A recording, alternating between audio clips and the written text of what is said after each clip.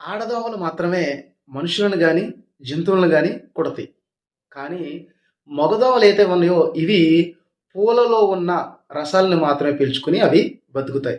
అసలు ఆడదోమలు బ్లడ్ అంటే మనుషుల్ని గాని, జంతువులను గాని కుట్టడానికి గల కారణం ఏంటో తెలుసా? దీని వెనక చాలా పెద్ద సైన్సే ఉంది.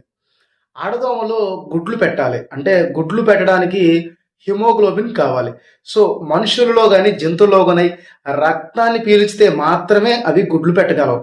అందువల్ల ఈ ఈ ఫీమేల్ మస్కిటోస్ ఎవరినాయో ఇవి బైట్ చేయడం అయితే జరుగుతుంది.